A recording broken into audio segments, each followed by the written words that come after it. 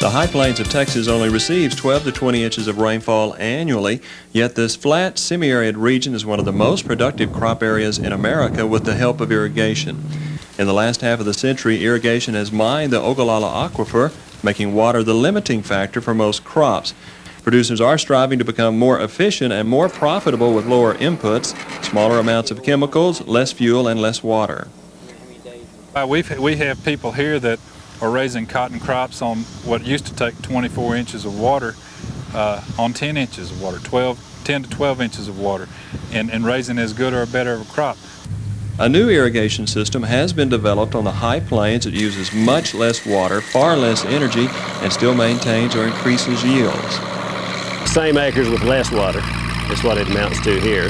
We're still watering the same acres, we're just doing it with a lot less water. Probably 25, maybe 30% less water. More than just hardware, this is an irrigation and tillage management system designed to eliminate evaporation losses.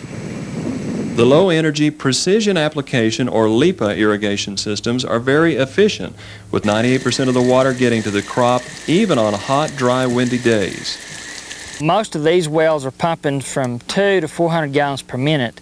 As you can see, that's very low. So we have to stretch our water out as far as possible. And the LEPA system is approximately 98% efficient in the bubble mode versus 60 to 70% efficient on row irrigation. So as you can see, that's a very huge water saving. And we just use less water and produce same yields on more acres. In addition to using less water, LEPA saves energy costs by requiring less operating pressure than most conventional center pivots. My pumping cost, we're figuring they're running from $1 to $1.50 an hour cheaper by using the LEPA system, and that is through, the savings is come about by pumping less water and also by using less pressure, lower pressure, and all that creates lower operating costs. Crop yields can be maintained or increased while leaving water in the aquifer for future use. LEPA has added, I feel like 10%, something like that, to yield. But that is not as important to me as we're still making as good a yields but using less water. I feel like that's probably the key for myself.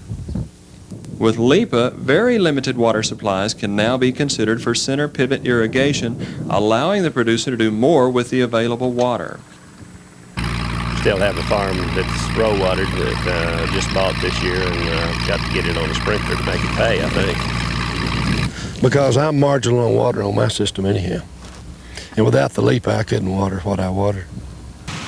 LEPA systems are different from conventional systems because the nozzles are lower to the ground, the drops are spaced closer together, and the system operates under much lower pressure. The goal of LEPA is to put the exact amount of water precisely where it is needed. But we can raise better cotton out under those LEPA systems because we got more control on how much water we get. We don't get 2 inches or 4 inches up at the pipeline and a half inch or an inch down on the end of the field. We get an inch all the way through if that's what we want. LEPA efficiency includes utilizing all of the available water resource, using our irrigation water sparingly, as well as catching and holding rainfall. We're getting all that water in the ground instead of up on top of the leaves and up in the air and blowing across the fields and stuff. You know, the best example I ever heard of that, you know, some old guy comes up with a glass of water and pours it on your head. How much of that water is going to get in your boot, you know? And take that same glass of water and raise his britches leg up and pour it in that boot. How much of that water is going to go in that boot? You know, that's what I think of these. Plowing in a circle around a center pivot allows irrigation water to fall precisely into the furrows. This is plowed in a circle in which we actually use the wheel tracks of the pivot to establish the basis for our row establishment. And we normally start off at every pivot track. We will list the ground or prepare the ground toward the center between the spans. And then as long as we're keying off of that every time on all of our operations, we're always lined up so that these drops are positioned directly in the center of the furrow. The LEPA system design has drops spaced twice the row width. if you're buying a system, if you're farming 40-inch rows, you need to buy a system that's on 80 inches. And if you're on 30s, you go to a 60-inch system. And it's real critical to have those drops in those rows, you know, because you get one that's off the side over here, you're missing a row and a half or something, you know, and your water won't make it over there. It won't penetrate that far over it. You need to be pretty well on the money when you're in there. I like to see them going right down the center of that furrow. That's where you get your, you know, part of your precision of it, you know, and you do want to be precise on anything you do, especially if you're chemigating or you know, any of that kind of stuff. Farming in a circle and closer drop spacing together make watering alternate rows possible. There's another big savings here over just a spray irrigation by the fact that we can confine it to alternate furrows. And as you can see here, our soil surface evaporation loss is really confined to less than 1/2 of the soil surface. So we're cutting our soil surface loss in at least half, and most of the times more than half. So we're really getting nearly every a loss that we normally experience from irrigation eliminated with the LEPA system. Alternate furrow irrigation allows every plant to be the same distance from a nozzle. Corn is uniform because you have very little evaporation and it all goes back to the 98% efficient. You have an even distribution of water, and all of that adds up to uniformity. Another important aspect of farming in a circle is to water the soft furrows. Always the furrow that you irrigate in has not had any wheel traffic, either the tractor track or the gauge wheel of your plows. So all of these should be positioned every other row. Therefore, when we apply the water, it's in the soft middle, or the one that's not compacted by any wheel track, and that maintains the infiltration rate in that furrow. To prevent runoff, the soil needs to be ripped or chiseled, have crop residue, or be diked to hold the irrigation water and catch rainfall. We try to lay by all of our corn with a deep ripper, and that stops most all the runoff, whether it's rainwater or through the sprinkler system. And of course that increases yield, and also it conserves moisture. Double-ended socks work particularly well to preserve furrow dikes. Furrow diking, what we do is we list our land up in a circle, and we furrow dike every other row, and we place our drops in the furrow dikes, and use these drag hoses with a double-ended sock here. And as the water comes out the sock, in order to protect our dikes, it runs out the bottom part of the sock first, and then as it goes over the dike, it runs out the front of it, and it saves the dike, so you don't have to re-dike every time you irrigate.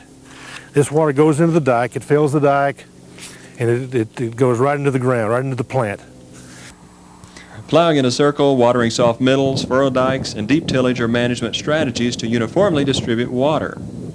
The LEPA system is given a tremendous uniformity throughout the sprinkler system. It doesn't matter if it's rolling hills, sand, clay soils, it doesn't make much difference there. Because LEPA doles out water to each plant, runoff is not a problem in carefully designed low-pressure systems. Distributes a magnificently uniform pattern throughout the field. It really does. You get away from that heavy soil moisture profile on the top end of your field as you have in row irrigation, and it distributes the water evenly throughout the field. And if you start detecting a little bit of runoff or a little bit too much water or not enough, you can speed the sprinkler up or slow it down accordingly. Well, one thing we found out when we converted over to LEPA is you need to run a little bit faster than you did before. I think before the rule of thumb was, you know, you wanted to run your sprinkler slow enough and put down a good amount at one time, and we found that we couldn't hold that much water. So we want to make sure we're holding our water. If we're seeing some runoff like we have this year, then we'll speed them up a little bit more. And at the same time, watch our soil moisture to make sure that we're getting some penetration into the soil. LEPA systems need less water pressure, so they save energy costs. Saved about 33% on our overall energy cost from pumping by using the LEPA system. Because the heads are just 4 to 18 inches above the ground, gravity flow of water from the main pipeline and down the long drops help pressurize the nozzles. Just the fact that you're not having to spray the water any distance just doesn't require any pressure. If you had an impact sprinkler that was squirting water 30 feet out, it takes a lot of pressure, especially if it's doing it up at the top of the pipe. Down here, you're just wanting the water to dribble out, so no pressure requirement. The pressure we need on this half-mile system is to get water all the way a half a mile down to the other end. And that happens here because there's some 10-inch pipe and some 8-inch pipe and some 6-inch pipe, so this system is running on 26-pound pressure. With the LEPA, we have some, in fact this one that we're standing at is running on 16 pounds at the pivot, and at the LEPA head it is running on 9 pounds, and so as a rule most of them at the pivot will run 10 to 15 pounds, which is, you know, at least a third less than the others, and that makes it much easier on your wells. Your operating costs are lower. In fact, if you have an existing system, high pressure impact sprinklers, I think whatever it costs to convert it to the LEPA, you can pay for it the first year. Labor is another cost savings with a center pivot. Yeah, these systems have taken 40% of the load off on labor. That is for irrigation. Has that saved you a lot of money? Yeah, they don't always save it, they make it for you. LEPA systems allow the producer to do more than just irrigate with the center pivot. There's so many more options with the LEPA system than there is with a regular pivot sprinkler. That it's just unbelievable. Special LEPA heads have 4 built-in spray configurations for precise water application. We're using the LEPA head, and that gives us, you know, the option to, you know, spray flat in order to water the crop up if need be. We can put in a bubbler mode, which this is the initial concept with LEPA anyway, just a small bubble to eliminate erosion, or we can put it in the chemigation mode, which will shoot the water upwards, up toward the bottoms of the leaves. That way we can put our insecticides on a lot more effectively. If double-ended socks are used for maximum efficiency, they can be popped off and spray pads attached for a flat spray or an angle spray to chemigate up in the crop canopy. It's in the, chemigation mode where you're spraying on the underneath side of the leaf, and that's where the insects are, and that's where you can get your chemical down, and it works real good for that. Various features of LEPA may or may not work satisfactorily on conventional pivot systems. For example, plain drag hoses with no double-ended socks or special LEPA heads may cause erosion problems. Pressure regulators may be needed in rolling country to deliver consistent low-pressure volumes of water, but no regulators give the system more flexibility. We have some systems that have them still, but I'm sure happier with the systems that don't have, because it does allow some variation in water flow and keep the pattern even. Allows you to increase your flow if need be slightly. Just appears to be less problem with stop-ups in general. Just like it better. Another benefit of LEPA is fewer tillage operations and less compaction of soil. In saving the trips through the field, you're lessening the compaction of the soil itself. And over the years, I think it's been proven that the more times you cross a field with heavy equipment, the more it's going to compact it, and of course this hinders the uptake of the moisture or whatever. By monitoring the available moisture in the soil with gypsum blocks or a probe, the producer knows his moisture situation in the root zone and can avoid deep percolation losses. Moisture blocks are making a bigger presence all the time. However, some people use them for a little while and you check them once a week, once every 10 days, but the ones that are the most efficient are checking them a couple to 3 times a week, and it makes their operation a lot smoother. They don't have to hurry up and try to catch up. If you get behind in irrigation in the North Plains, you are behind all year, so they kind of keeps them on top of it better. How do you know when to water? Well, basically, I use these gypsum blocks, and they give you a reading of your underground storage. And we have a reading at 1, 2, and 3 foot depths. You just check the readings there. I just hook up this little instrument, look at it. We look at it about every 3 days, depending on the temperature and the wind. Producers are watching gypsum blocks rather than their neighbors in determining when to water. Several years ago, before I started using this, we received about a 2-inch rain, and I shut down and went and talked to Joe Ed Helms, who had these blocks, and he was still watering, and I asked him why, and he said, well, I'll show you, and he showed me his 3 foot level was empty. And I come back over and took a shovel and dug down about 1.5 feet, and I saw why he was watering, because we were dry down there. And so I went back to watering, even though the top foot or so was wet. Another tool to help manage irrigation is a computer program that calculates ET, or evapotranspiration, a combination of evaporation from the soil and transpiration of the plants. This information helps a producer decide when and how much to irrigate. I keep a daily chart, with PET and rainfall, and that's how I know how to irrigate. I've got it on my computer, but I run a sheet periodically, so I'll have a current one. This is just the chart for this particular cotton field here, showing the PET at halfway daily, and the frequency of irrigation is on this side where we have the flags, the Y, and the amount of required water and the amount applied. Rainfall is taken into account on that chart.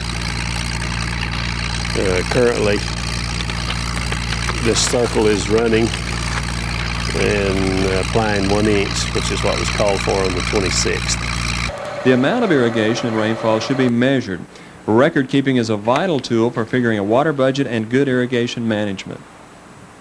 You need to know exactly what a well is pumping.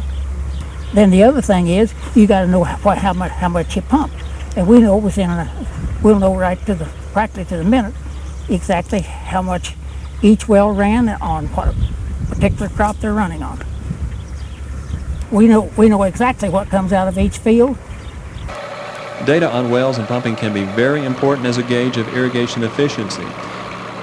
We would, figure out how many hours we pumped, convert that to the amount of water we pumped, and then using our yields, determine how many pounds of production or of grain that we produced for every acre inch of water. And we've been keeping that since 1979. Our production is doubled as far as how many pounds that we're producing per acre inch. Several years ago we were producing 450, 500, and now we're up, like Mr. Coleman was saying, 900 to 1,200 pounds per acre inch. Records can take many forms, from log books to computer entries to maps. I start with maps that we draw for the farm, and then I just try to keep every operation on a map. It's easier for me in my filing system to know that what's happened historically on that farm, and that way if there's a problem on a particular spot on the field, well, I can pinpoint it on a map. So we keep all our chemical records and all of our cropping records and insecticide and that sort of thing just on maps for our information, and we do our accounting work as a separate operation altogether. We know how much water we're applying and the time that the wells are running, and so we can pinpoint our cost per day of operation for each well or for each sprinkler, so that we know what the water is costing us. A lot of that detail work is done after the year is done in the winter. We'll spend our winters trying to go back and sort through our maps and our numbers and figure out where we were and what it cost and what we did, so we can know how to budget for the next crop. In considering the purchase and design of a LEPA system, these target crop production goals are reasonable and obtainable for corn, peanuts, grain sorghum, cotton, and wheat.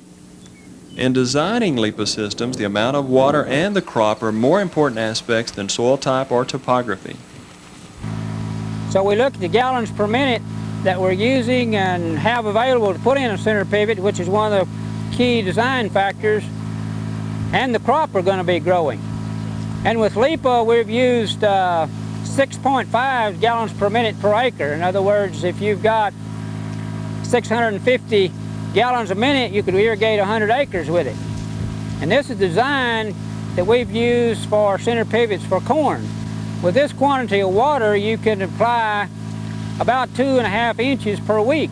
And this gives you an idea of the number of acres and how much water you can apply to them. In comparison with cotton, we have often used 3 gallons per minute per acre. In other words, if you've got a 120 acre center pivot, you want to be able to design the system for 3 gallons per minute per acre, then you would need 360 gallons per minute to irrigate 120 acres, and this will put down 1 inch a week. We designed the systems pretty similarly for peanuts and cotton. We designed a higher water requirement for corn because it has a higher water requirement. And wheat and sugar beets kind of fit in between. A lot of our wheat and corn are grown in a similar area but under similar center pivots. So we can irrigate corn. What we can irrigate corn with, we can do an adequate job with wheat. We use about 5 gallons per minute per acre on sorghum. In other words, if you've got a 500 gallon a minute well, you can irrigate 100 acres with it. After learning the management strategies of using less water and being more precise with its placement, crop-specific management for LEPA becomes helpful. Early season irrigation promotes root establishment and vigorous plant growth in all crops. Water is especially important for yield increases in wheat to promote tillering about a month after planting. Wheat also needs water when it starts to regrow in the early spring and again after flowering for seed filling to maximize seed size. Advantage of the LEPA system in production of wheat is over row irrigation, it's about 20% more efficient. So therefore you can use less water or you can grow more crops with less water and still get the same yield and possibly higher yields using the LEPA system on wheat. The reproductive period of crop development is usually the most damaging time for water stress. In grain sorghum, water use is highest when heads are about 1 inch long just prior to and during booting. This is a very critical time for water during the boot stage. It's probably the most highest, the usage stage in the life of a grain sorghum. Grain sorghum responds well to irrigation during pre-boot through heading with yield increases of 500 pounds per acre inch of water. Grain sorghum's a little bit more forgiving than corn is. You can stress the grain sorghum a little bit more. In corn, the highest water demand is 2 weeks before and 2 weeks after pollination for higher yields. Adequate soil moisture must be available during the first 4 weeks of grain filling for high volume production. Up to pollination, we might, stress the corn a little bit more if you want to use that term. We'll let the moisture levels in the soil drop a little bit more. And then as we get into pollination, we'll make sure that, we have all 3 feet filled up. And then as we get out of pollination in cornfield, then we'll start slacking off a little bit more.